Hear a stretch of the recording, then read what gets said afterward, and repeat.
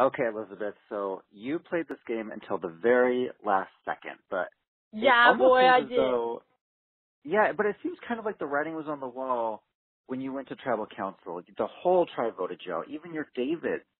So tell us what happened there.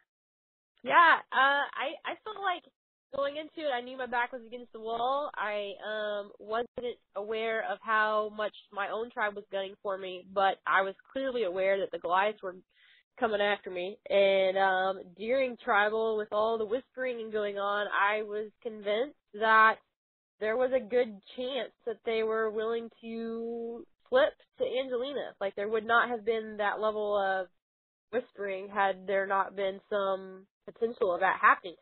But so one of the things that didn't show is that I was like going around whispering to people, and I guess third or fourth, somewhere in there in that line, I came to Carl, and Carl was like, "I don't even want to hear you, Elizabeth. I don't even want to hear you." He said that very loud, and so that really shot me down. Like I think that it shot it took the wind out of the sails from the Goliaths that were considering voting for Angelina. They were like, wait, like if we can't even like get the Davids on board to switch this way, then why would they risk being the only one or not having enough votes against Angelina and then having a pissed off Angelina in the game? Not a smart move.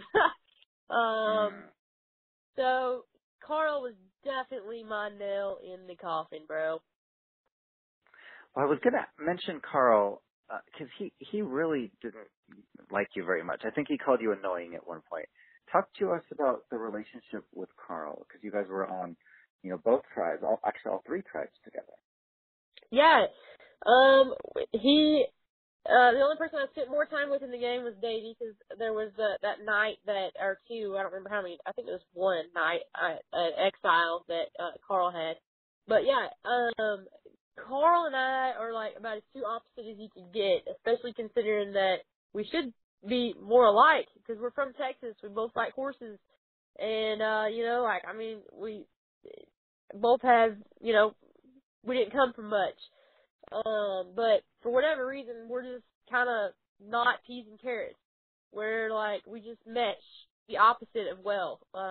We clash.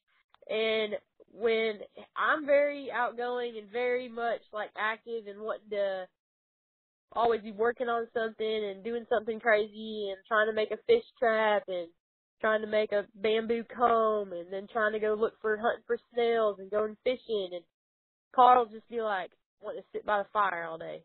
And I was always wanting to do something with somebody, but I know I've seen Survivor. You can't just go off by yourself and leave people behind, and that's not what you want to do. So I was always asking everybody, who wants to go fishing with me, or who wants to go get firewood, and so, like, I wasn't demanding anybody was, but like, it was always, he never said yeah. And the funny thing is he's the only one who ever caught a fish on our tribe.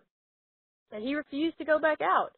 And I don't even barely know how to swim, and I was out there fishing all the time. And he's just sitting there tending his fire, and because that's what he felt comfortable doing. And it was just, I think we just clashed too much, and the whole bed situation didn't help. But I mean, I don't think Davey was this spiteful against me. And even though I came unglued on Davey more, Davey had, I think, a better shoulders on his head, or head on his shoulders, whichever way you say that. And was, I think, more aware of what was actually going on, Davey was, and how to play the game. So, but Carl's poison was pretty powerful, so he poisoned the Davids and the Goliaths about me, which is unfortunate for me for sure, but it is what it is. It's part of playing the game, so I ain't mad. Hey, Carl. Well, we have a fan question from Mindy. She wants to know, how come you and Gabby didn't try to lay everything out on the line back at the beach as opposed to blowing things up at tribal council? Yeah, that's a great question. Something that, as a viewer, there's just so much you can't see, and for lots of different reasons. But the biggest reason is I didn't have time. Literally, Angelina, she's not dumb. She's a smart cookie. She didn't tell me with time to go scramble. She told me right as before I'm the last one to get a confessional or be interviewed by the producers on the island that night. And, well, as soon as they get done with confessionals, you're heading to tribal. So, like, I did not have time. Literally, I'm walking back from that conversation with Angelina, and I told Gabby and Carl real quick, and then they're calling me. They were already calling me to go on my next confessional while I'm having that conversation, and I'm like, oh shoot, like, and so then at my confessional, they're like, yeah, well, we're going to tribal right after, and I'm like, what? Okay, well, this is gonna have to all happen at tribal, so you get. What the cards you get dealt is what you get dealt. Of course, best case scenario, yeah, you bet your buttons I would have laid it out better, but I didn't have that luxury. I'm playing Survivor. I'm not playing whatever the other reality shows are that might not be as, I guess, hard and difficult as Survivor is. Like The Bachelor, yeah. I don't even know what that stuff's called, but Survivor's real, man. Yeah, Survivor's so fast paced. I feel like you just don't have time to do things.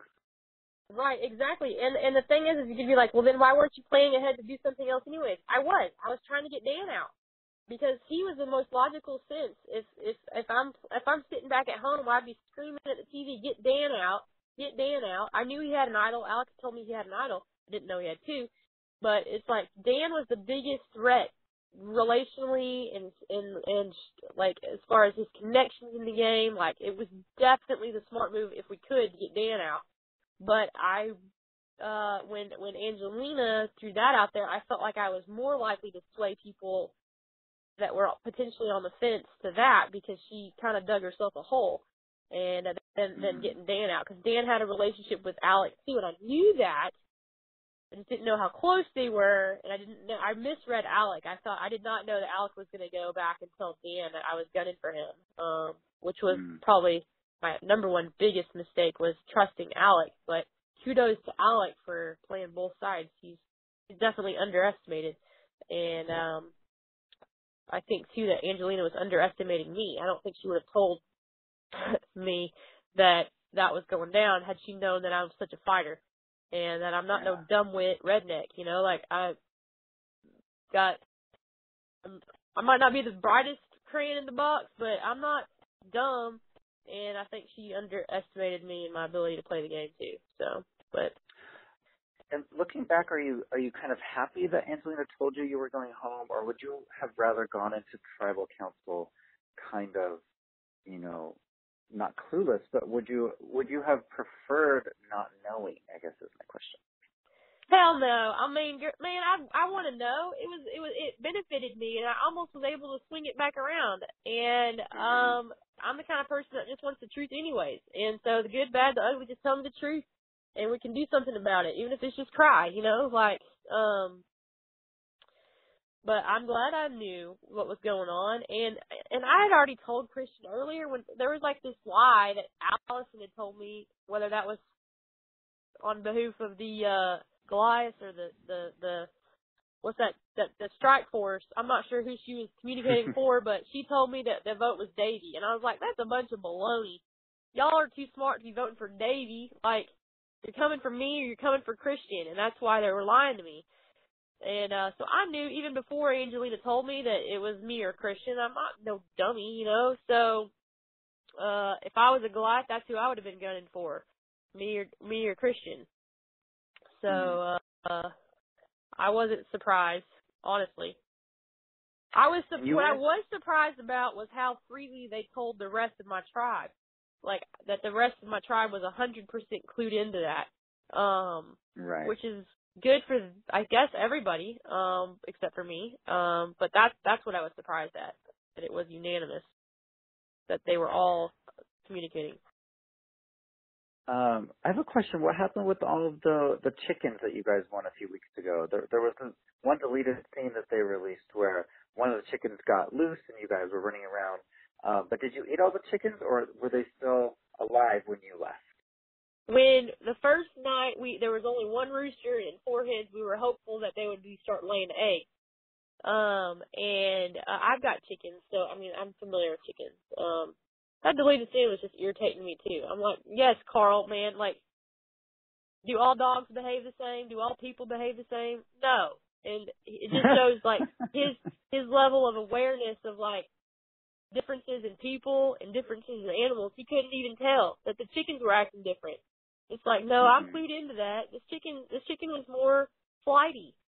and more like a dumb animal is going to be sitting around. A smart animal is going to be figuring out how to get away. And that chicken one was smarter.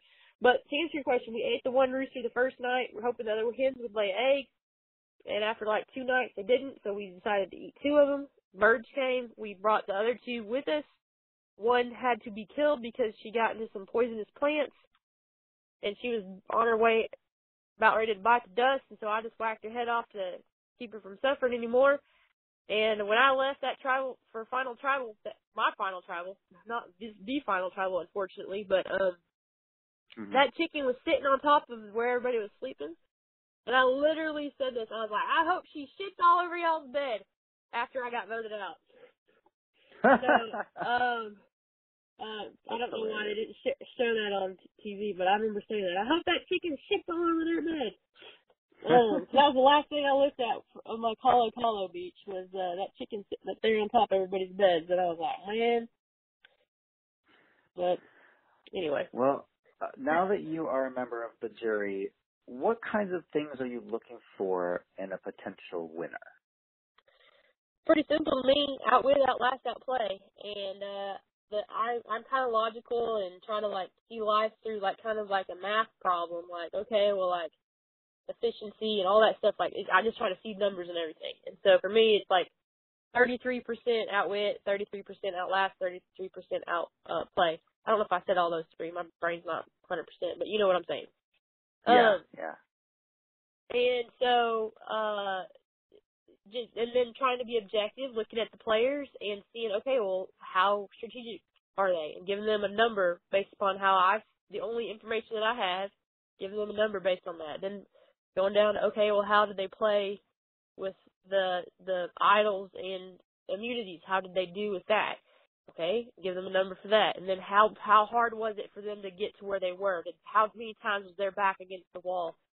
And then adding those all up together and should be the most objective answer to that question that is been hanging out there for a while. And who's the best survivor? And I think that Survivor, the system that they put out there, should give us the best survivor if that's objectively looked at. And that's what I was looking for.